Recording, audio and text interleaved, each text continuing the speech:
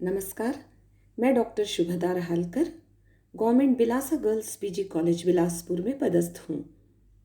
आज मैं BSc final zoology paper 2 chapter 2 में रिकॉम्बिनेंट डीएनए टेक्नोलॉजी के अंतर्गत वेक्टर्स पर चर्चा करूँगी। पूर्व के वीडियो में हमने प्लाज्मिड वेक्टर्स के बारे में विस्तृत चर्चा की थी और आज हम बैक्टीरियोफेजेस को देखेंगे। आइए थोड़ा रिवीजन कर लें। मॉलिक्यूलर क्लोनिंग में वेक्टर्स ऐसे डीएनए मॉलिक्यूल्स होते हैं जो कि फॉरेन जेनेटिक मटेरियल को कृत्रिम रूप से दूसरी सेल में ले जाने का कार्य करते हैं। वे एक तरह से वाहन की तरह कार्य करते हैं। दूसरी सेल में जाकर उनका डीएनए वहाँ रिप्लिकेट होता है तथा एक्सप्रेस भी हो सकता है। वेक्टर्स कई तरह के होते हैं, जैसे प्लाज्मिड्स, बैक्टीरियोफेज, कॉस्मिड्स। बैक मतलब bacterial artificial chromosome, York means yeast artificial chromosome. तो फेजेस क्या है? क्योंकि हम आज फेज पर चर्चा करने वाले हैं, तो सबसे पहले देखें कि फेजेस क्या है।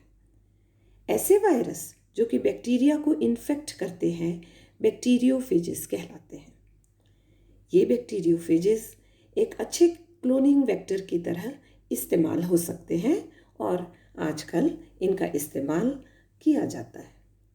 जिस तरह से प्लाज्मिड्स में हम कुछ परिवर्तन करके आर्टिफिशियल प्लाज्मिड्स का निर्माण करते हैं, उसी तरह से फेजेस में भी कुछ परिवर्तन कर उन्हें एक अच्छे क्लोनिंग वेक्टर के रूप में इस्तेमाल किया जाता है। एक कॉमन एग्जाम्पल लैम्डा फेग है। तो देखें बैक्टीरियोफेजेस के कुछ गुणधर्म। बैक्टीरियोफेज प्लाज्मिड वेक्टर्स की अपेक्षा ज़्यादा स्पेशलाइज्ड होते हैं। ये प्लाज्मिड वेक्टर की अपेक्षा ज़्यादा लार्ज है और ये ज़्यादा बड़े डीएनए फ्रैगमेंट को हम इसमें इंसर्ट कर सकते हैं। तकरीबन 24 kbp तक के लार्ज सेगमेंट्स हम बैक्टीरियोफेजेस में इंसर्ट कर सकते हैं।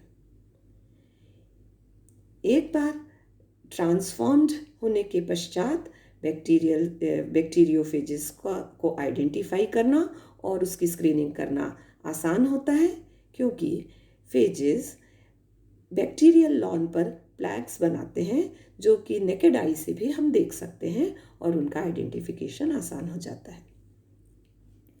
अन्य कैरेक्टर्स प्लाज्मिड की तरह ही होते हैं बैक्टीरियोफेजेस में, जैसे ओरिजिन ऑफ रिप्लिकेशन सीक्वेंसेस पाए जाते हैं इनमें भी। उसी तरह से मार्कर जीन होते हैं जिनकी सहायता से हम इंसर्टेड सेगमेंट को इजीली पहचान पाए।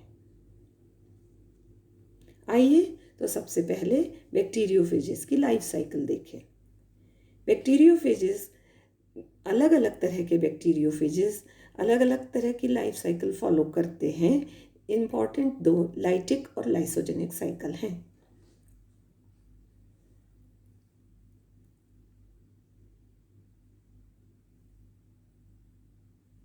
लाइटिक साइकिल में हम यह देखते हैं कि कोई भी बैक्टीरियोफेज बैक्टीरिया की सतह पर एड्जॉर्ब हो जाता है और उनकी कोट प्रोटीन और हेड कैप्सूल प्रोटीन बाहर ही अटैच्ड हो जाते हैं सरफेस पर बैक्टीरिया की, एवं बैक्टीरियोफेज का डीएनए बैक्टीरियम के अंदर आ जाता है। जैसे ही बैक्टीरियल डीएनए बैक्टीरिया के अंदर आ जाता है तो यह दो तरह के कोर्सेस अडॉप्ट कर सकता है। पहला लाइटिक कोर्स और दूसरा लाइसोजेनिक कोर्स। जब बैक्टीरियोफेज लाइटिक रिस्पॉन्स जनरेट करता है तो बैक्टीरिया के अंदर आकर यह त्वरित रिप्लिकेट होने लगता है और असंख्य बैक्टीरियोफेज के डीएनए फॉर्म होते हैं। साथ ही कोट प्रोटीन का भी निर्माण होने लगता है। कोट प्रोटीन और डीएनए और फेक डीएनए के बनने के पश्चात कोट प्रोटीन के अंदर बैक्टीरियोफेज के डीएनए पैक हो जाते हैं, उनकी पैकेजिंग हो जाती है और फिर बैक्टीरियल सेल की लाइसिस हो जाती है। लाइसिस के उपरांत असंख्य बैक्टीरियोफेजेस बाहर निकल आते हैं और वे अन्य बैक्टीरिया को इन्फेक्ट करने का कार्य प्रारंभ कर देते हैं। इस तरह से लाइटिक साइकिल, लाइटिक रिस्पॉन्स में बैक्टीरियोफेज तुरंत ही रिस्पॉन्स देकर, तुरंत ही रिप्लिकेट होकर अपनी संख्या में वृद्धि करता है।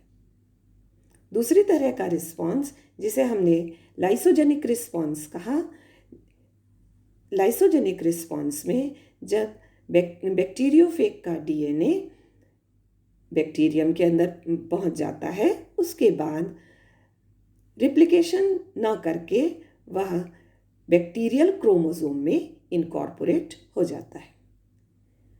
बैक्टीरियल क्रोमोसोम में इनकॉर्पोरेट होने के पश्चात यह बैक्टीरियल क्रोमोसोम और फेग, इसे हम प्रोफेग कहते हैं, और यह बैक्टीरियल साइकिल के साथ ही डिवाइड होता है। अर्थात जैसे जैसे बैक्टीरिया डिवाइड होंगे, साथ में प्रोफेग भी बैक्टीरियल क्रोमोसोम के साथ में डिवाइड होगा। जब वातावरणीय कारक उन्हें अनुकूल मिलते हैं, जब एनवायरमेंटल कंडीशन उनके फेवर में होती है, तब इंडक्शन प्रारंभ होता है और यह प्रोफेग लाइटिक फेज में एंटर करता है। अर्थात प्रोफेग से बहुत सारे बैक्टीरियोफेज के डीएनए फॉर्म होते हैं और रिप्लिकेशन, ट्रांसक्रिप्शन और ट्रांसलेशन के उपरांत प्रोटीन्स भी फॉर्म होती है। ये कोट प्रोटीन्स पुनः पैकेजिंग का कार्य कर बैक्टीरियोफेज के डीएनए को पैक करती है और लाइटिक साइकिल जैसा ही रिस्पॉन्स उत्पन्न होता है।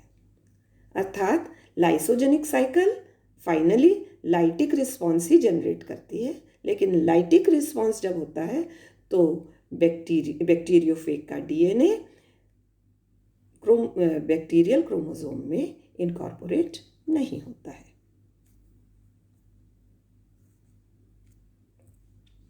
आज हम दो बैक्टीरियोफेजेस को पढ़ेंगे, लैम्डा फेज और M13 फेज।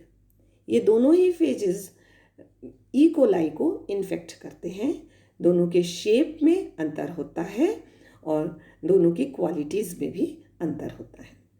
हम एक के बाद एक दोनों फेजेस को देखते हैं। लैम्डा फेज यह ई कोलाई को इन्फेक्ट करता है। इसके क्रोमोसोम का साइज 4.8 kbp होता है। इसमें रिप्लिकेशन मॉड्यूल होता है और इसके स्ट्रक्चर में हेड और टेल पाया जाता है। हेड और टेल पर्टिकुलर प्रोटीन्स की बनी हुई होती हैं और इन प्रोटीन्स के लिए जीन लैम्डा फेज के जीनोम में ही पाया जाता है। लैम्डा फेज का क्रोमोसोम लीनियर होता है, लेकिन विशेषता यह कि इसके लीनियर क्रोमोसोम्स के दोनों सिरों पर कोहेसिव एंड्स पाए जाते हैं, जिन्हें हम कॉस साइट कहते हैं। यह कॉस साइट ठीक वैसा ही कार्य करते हैं जैसा हमने रिस्ट्रिक्शन एंडोन्यूक्लियस के समय पढ़ा था कि कोहेसिव एंड प्रोड्यूस करने वाले रिस्ट्रिक्शन एंडोन्यूक्लियस चिपचिपे सिरे या कोहेसिव एंड प्रोड्यूस करते हैं। लैम्डा फेज के लीनियर स्ट्रक्चर में जो दोनों सिरे होते हैं वह भी कोहेसिव होते हैं या चिपचिपे होते हैं। अर्थात इनमें कॉम्प्लीमेंट्री बेस पेयर होती हैं। यदि ये दोनों आपस में जुड़ जाएं, ये दोनों सिरे, तो यह सर्कुलर स्ट्रक्चर का निर्माण कर सकते हैं। लैम्डा फेज में कुछ मॉडिफिकेशंस किए गए हैं जिससे ये एक अच्छे वेक्टर की तरह कार्य में आ पाए और उसके लाइसोजेनिक सेगमेंट को फुली या पार्शियली रिमूव कर दिया जाता है और इस तरह से जो मॉडिफाइड लैम्डा फेज है वह हमेशा लाइटिक फेज में ही एंटर करता है। आइए अब दूसरे फेज वेक्टर को देखें। यह है M13 वेक्टर। जो डायग्राम हमने यह बनाया है यह स्केल के अनुसार नहीं है, इस वजह से बीच में हमने हेज्ड एरिया बनाया है जो कि उसकी लेंथ को रिड्यूस किया गया है इस डायग्राम में। यह भी ई कोलाई को ही इन्फेक्ट करता है। इसमें भी रिप्लिकेशन साइट प्रेजेंट होती है। बहुत इम्पॉर्टेंट स्ट्रक्चर है कि इसका जो ये है स्ट्रक्चर, वह फिलामेंटस होता है, फिलामेंटस होता है। और यह फिलामेंटस स्ट्रक्चर सिंगल स्ट्रैंडेड होता है। तो M13 लैम्डा फेक से इस तरह से भिन्न है कि M13 सिंगल स्ट्रैंडेड स्ट्रक्चर है और फिलामेंटस स्ट्रक्चर है। जब यह M13 ई कोलाई में एंटर करता है, उस M13 DNA ई कोलाई में एंटर करता है, तो यह सिंगल स्ट्रैंडेड से डबल स्ट्रैंडेड स्ट्रक्चर में कन्वर्ट होता है। इस संरचना को हम रिप्लिकेटिव फॉर्म या RF फॉर्म कहते हैं। M13 वेक्टर इसलिए भी इम्पॉर्टेंट है या और विशिष्ट है क्योंकि इसमें पॉलीलिंकर रीजन पाया जाता है एवं LEG-Z जीन इसमें इंटीग्रेट किया गया है।